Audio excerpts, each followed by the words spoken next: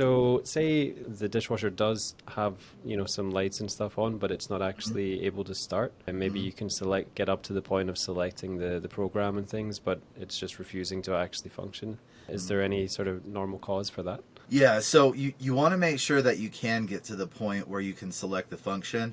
If you try to select the cycle and nothing's really happening, or maybe all the lights are blinking, or maybe one of the lights are blinking, most likely the child lock or the control lock is on. Definitely check that. Most dishwashers do indicate on the button panel which is the child or the control lock, and it's a button you typically have to press, 3 to 6 seconds or so.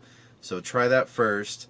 um, but yeah, if you're able to select the cycles, everything's lighting up, you hit the start button, you shut the door, and nothing happens. You want to pay attention to the lights, because if they start blinking after a few seconds, it doesn't realize that the door's actually been shut. So most often that's going to be a problem with either the door strike or the door lock or latch, kind of same deal. If that's the case, pretty much your troubleshooting kind of stops there, because it's a pretty straightforward repair. It's usually not that difficult either to access that. The cost of a new door latch and a door strike are, anywhere from 30 to 80 bucks, so it's a fairly inexpensive repair. And doesn't need, So it's all on the door. You don't need to start breaking down the main part of the appliance. yeah, most of the time the door latch lock assembly is on the door itself. On some units like GE, the strike is on the door. But whether it's on the door or the dishwasher, either one's a pretty simple fix. Let's see, so that's if the lights are blinking. There's kind of some other things to look for. If you make your selection, you hit the button, you shut the door,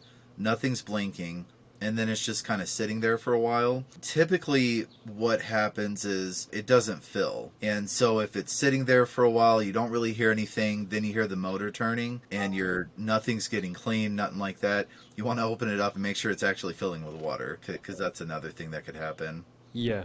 Whereas, so everything just looks like it's going, and then the water's just not getting in there. Right. Yeah, you'll hear the motor moving and everything, and yeah, just nothing's getting clean. So Yeah, interesting. And is that typically a water supply issue?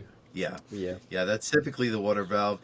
And again, that can usually be accessed from the front. Some models are a little more difficult to get to. This is a case where Samsung is definitely the culprit of, it's one of the harder ones to change the water valve. Right. But as far as the valve itself, it's typically just one wire connection and then the water connection. So, Nice. and that part's, $20 to $60. Yeah, nice one. Okay.